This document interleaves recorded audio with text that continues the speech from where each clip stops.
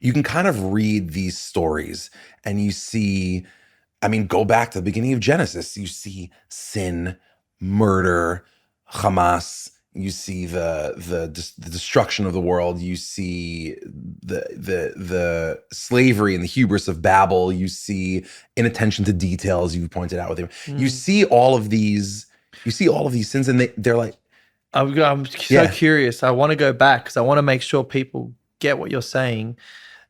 And correct me if I'm wrong, but you're saying that this verse where the older will serve the younger could easily be translated as the younger will serve the older. Bingo, correct. You can't. You have no idea. The English, once you translate it into English, you're forced to. You're forced to choose. You can't, because there's no way to preserve. You could preserve it in English by saying, you know, the younger shall the old. I mean, there's really no way to do it. Right? I'm amazed by that, but I'm not surprised by that. Right? Exactly. Right? Exactly. If you've read the Bible, this is. If you know God, you're like on brand for God. Not surprising, because what it feels like it's doing then is it's leaving it open not only for the reader, but also for the people. Yes. So now Rebecca, as we call her, you call her Rivka.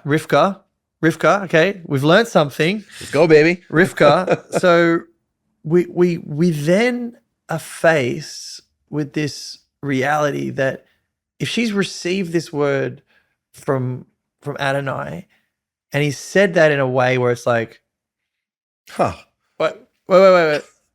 come back, one more. Can you clarify that? I kind of missed that, but that actually opens up to the possibility of now like choice. Yes. For the human, for Rivka to go, how do I take that? Again, it's exactly what we talked about with Cain and Abel, right?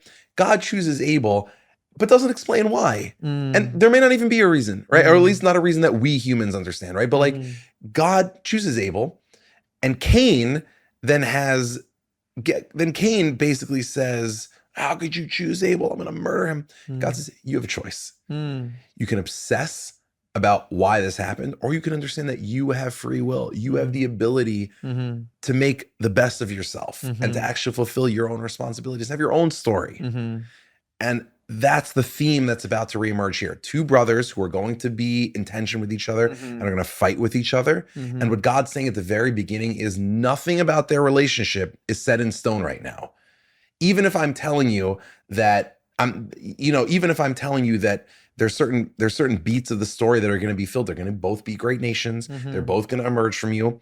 But in terms of how their story develops, they can choose. That's what it means to be a creature of God created in his image. It's actually such a fascinating thought because, you know, as a reader who knows that it will ultimately be Jacob that will be chosen, in the moment of time, it's not as clear as, okay, so God's just had his clear. Now, God knows outside of time exactly where this story is going, but we, in this moment of time, are forced to actually ponder that reality that there is an invitation at our feet. And so every step of the way leading up until chapter 25, there is always this element that humans have the ability to shift.